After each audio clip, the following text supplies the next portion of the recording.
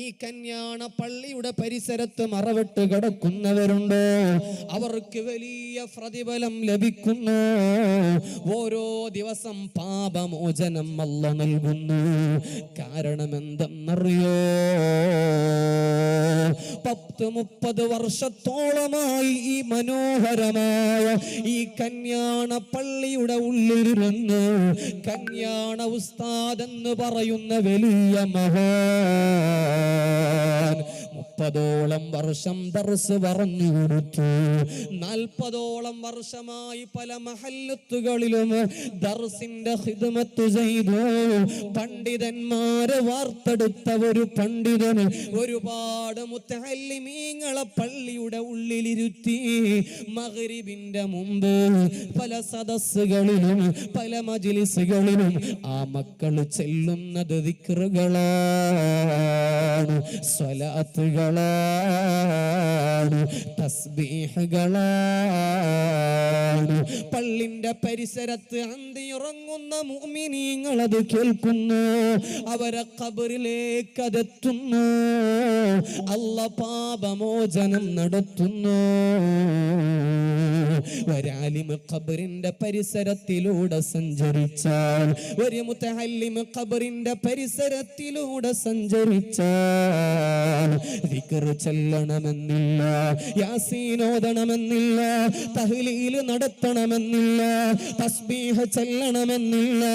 ഒരു ഖബർസ്ഥാനിലൂടെ ഒരു മുതഅല്ലിം നടന്നു പോകുമ്പോൾ ഖബറാളികൾക്ക് അല്ലാഹ് പുറത്തു കൊടുത്ത ചരിത്രങ്ങൾ അഇമ്മത്ത് രേഖപ്പെടുത്തി വെച്ചിട്ടുണ്ട്. യൂസനു യൗമൽ ഖിയാമത്തി മിദാദുൽ ഉലമാഇ ബിദമി ശുഹദാ. യുദ്ധത്തിൽ ഷഹീദാകുന്ന ഷഹീദിന്റെ പ്രതിഫലം ഇവിടെയുള്ള ആലിമീങ്ങൾ പറഞ്ഞു തന്നിട്ടുണ്ടല്ലോ, മുതഅല്ലിമീങ്ങൾക്കറിയാമല്ലോ, സാധാരണക്കാർക്കും അറിയാമല്ലോ. യുദ്ധത്തിൽ ഷഹീദായ ഒരു മനുഷ്യനെ കുളിപ്പിക്കൽ ഹറാമാണ്. കാരണം അവിടുത്തെ ശരീരത്തിൽ നിന്ന് ഉറ്റിവരുന്ന രക്തത്തിന്റെ പ്രാധാന്യമാണ് വലിയ മഹത്വമുള്ളതാണ്. മുത്തുനബി തങ്ങൾ പറഞ്ഞു, ഇമാം തുർമുദി തങ്ങൾ രേഖപ്പെടുത്തി വെക്കുന്നതായി കാണാം. യൂസനു യൗമൽ ഖിയാമത്തി മിദാദുൽ ഉലമാഇ ബിദമി ശുഹദാ. അന്ത്യനാളിൽ ഒരു ആലിമിന്റെ പേനയിൽ നിന്നറുകളിലേക്ക് അതെല്ലാം സെൻഡ് ചെയ്യപ്പെടുന്നു.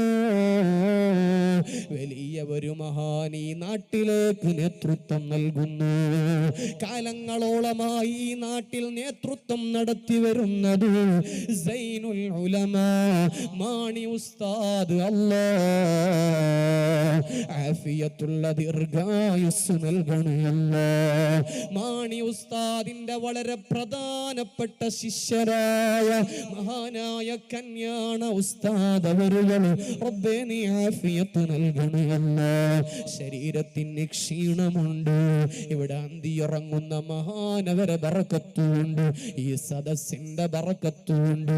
ഇനിയും ഈ സമുദായത്തിന് ഈ നാടിന് ഞങ്ങൾക്ക് നേതൃത്വം നൽകാൻ ആഫിയത്തുള്ള ആരോഗ്യമുള്ള ദീർഘായുസ്സ് നൽകണേ അല്ലാഹ്.